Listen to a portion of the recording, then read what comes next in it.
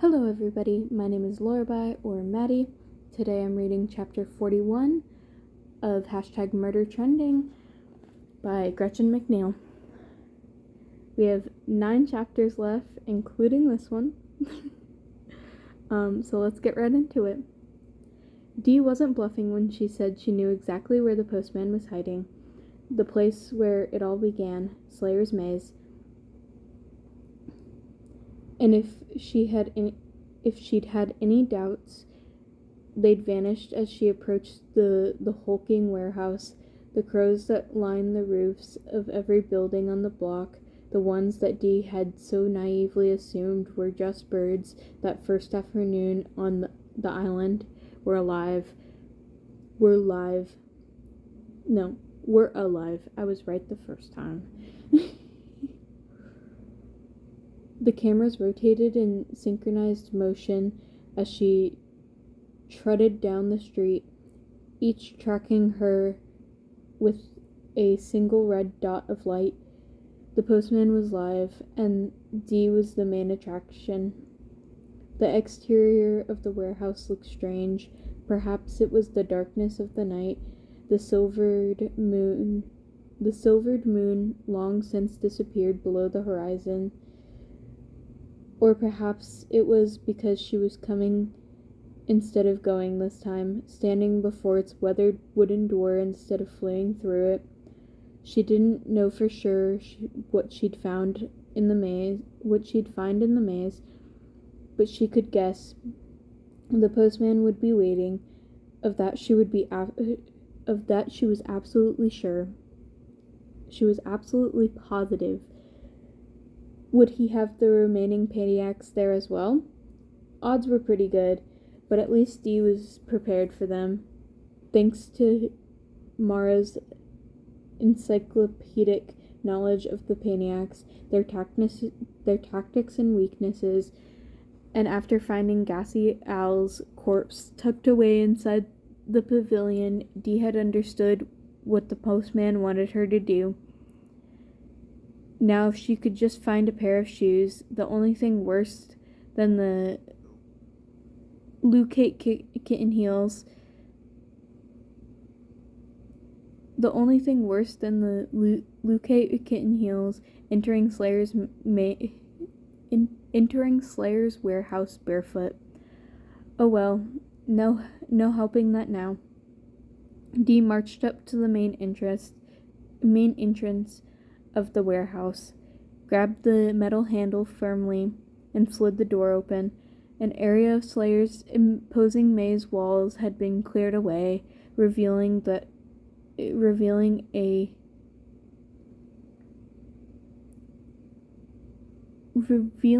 large rectangular space carpeted with the plastic green blades of an astroturf rug, crisscrossed with lines of white paint. It looked like a small football field, complete with end zones. A large floodlight hung above the field, centered on the 50-yard line, and black security cameras, like the kind found in a bank, were perched on top of the maze walls, all aimed directly at the field. The plastic grass felt strangely agreeable against her feet, warmer than the unrelenting chill of the concrete floor, and the crinkly blades had a massaging effect against her sore, blistered skin. Maybe this wouldn't be so bad after all. The music started. Speakers mounted to the interior warehouse walls erupted with a folk rock meets techno yodeling soundtrack. And even before she saw the man bun, Dee knew that her first obstacle would be barbaric barista. She stood motionless at the edge of the field, her body tense, her ears straining to hear anything above the alpine techno music when suddenly a tinkling bell cut through the noise. Ring!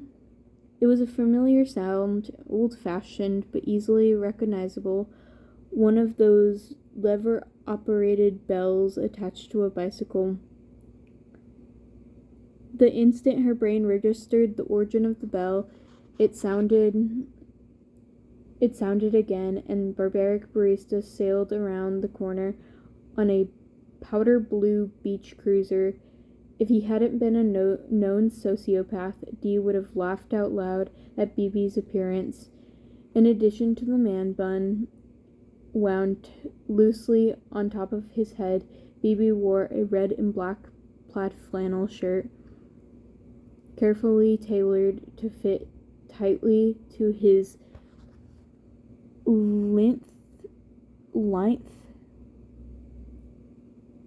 almost skeletal body, and a pair of lavender cuffed skinny chinos.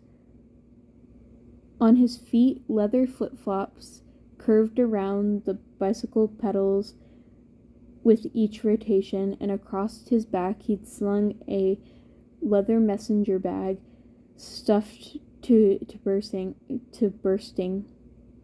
And then there was the beard. The video screen in her prison cell really hadn't done Barbaric Barista's massive, grizzled facial hair justice. Carefully groomed to appear carefree and overgrown, BB's brown beard was 8 inches long at least, climbing up both cheeks until it disappeared into his sideburns, and it was capped with a waxed mustache twirled up at the ends, which gave his face the appearance of a permanent smile. Mara had dropped a little nugget about that beard. BB was incredibly vain about his facial hair. It was his pride and joy, and perhaps his Achilles heel. BB piloted his rickety bike around the outer perimeter of the field, his eyes shielded from view by an oversized pair of horn-rimmed sunglasses. Mara had suggested that BB lived in the hipster mecca of Williamsburg, Brooklyn, and if it was anything like Silver Lake in Los Angeles, Dee could easily see how BB would have blended in. Just like a serial killer, Barbaric Barista executed a lazy figure 8 on his bike before he spoke. Do you like games, Cinderella? His voice had a squirmy, ironic lilt. Games just like Kiyumi used to play. Not especially. He ignored her. I like games. I'm sure you do. My favorite, he continued, as if reading from a script, is Ultimate Frisbee. Ever played? At least I know what's in his bag. Dee was on full alert now. Razor-sharp frisbees that might cut off her hands, frisbees that shot laser beams, rabid dogs that chased said frisbees. He backpedaled, applying the brakes with a strangled squeak. When his bike came to a full stop, he dismounted, threw down the kickstand, and swung his bag so it was in front of him. It's usually played in teams, but since it's just you and me today, I thought I'd make up my own rules. Shocking. He pulled a frisbee from his bag, plastic and red. It looked like the kind you'd pick up at any toy store, but Dee noticed that he handled it gingerly, revertedly, as if he was afraid it might break apart in his hands. I throw this to you, and you try to catch it, BB said. Easy, right? Right. She had to be on her guard.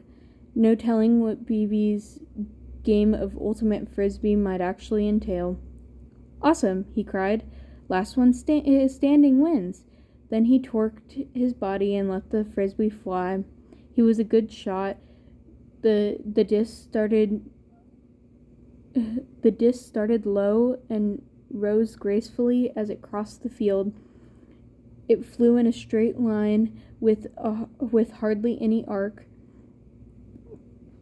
And if Dee stayed put, she could have easily caught it in her hands, but there was no way in hell she was actually going to play by BB's rules, so she held firm until the toy was a few feet away, then darted aside. It glided by her, slowly losing altitude until it hit the front wall of the warehouse. The instant the rim of the plastic disc made contact with the corrugated metal, it exploded, leaving a 2-foot wide hole. Shit, exploding frisbees? Really? How the hell is that even possible? Dee had no time to wonder physics and aerodynamics. BB had already unleashed another projectile. It approached even faster than the first. Dee barely had any time to dive to her right as it soared by. This one exploded in the astroturf, the shockwaves temporarily knocking away Dee's breath as chunks of fake grass rained down around her. The smell was acid and toxic. Dee wondered how many carcinogens were invading her lungs as she climbed to her feet. BB launched his barrage furiously, and Dee had to keep her eye on two or three discs at once as she bobbed and weaved her way around the ultimate frisbee course. I could do this all night, Cinderella, Barbaric Barista sneered. Dee noticed an edge of irritation in his voice. Good. She liked the idea of pissing him off. You're going to run out of frisbees eventually, Dee panted. You won't last that long, he replied.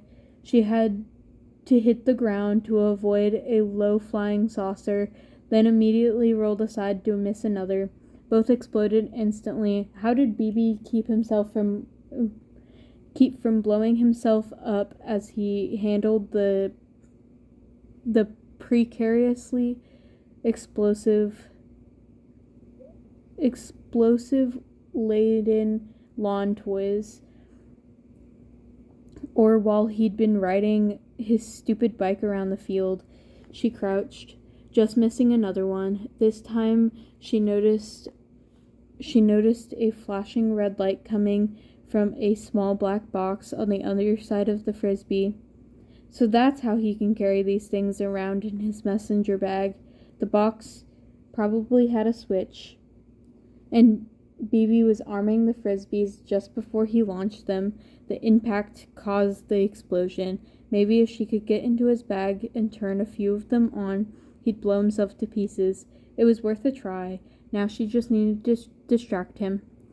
Oh my God, Dee said, climbing to her feet. She widened her eyes and pointed at BB. What happened to your beard? What? Barbaric Barista gasped in horror, as if someone had just killed his firstborn.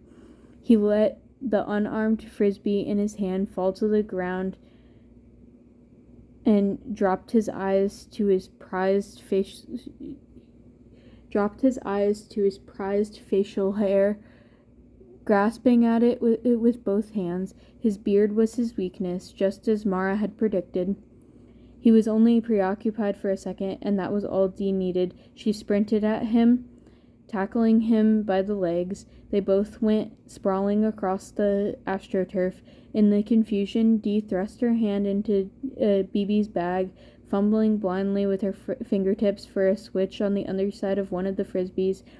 She found something that felt like a hard plastic, and since the satisfied click as she pushed the lever into place, activating the explosive. Then she yanked her hand out of the bag and scrambled away. As she fled, her feet slipped on the plastic grass, rolling her ankle. She yelped in pain, toppling forward onto all fours, and when she flopped onto her back, she half expected to find Barbaric Barista bearing down. But BB must have realized she activated one of the discs because he laid frozen at the edge of the fake grass, slowly, his hand inching towards his head. He tried to lift the messenger bag strap off his shoulder while he slid away from it, but his hip caught beneath the bag, and the moment he shifted, it began to slide toward the ground. Barbaric Barista's eyes met Dee's just before impact. "You bitch." Or at least that's what he would have said. The explosion blew him apart before he could finish. And that is the end of chapter 41. I'll see you guys next time. Bye-bye.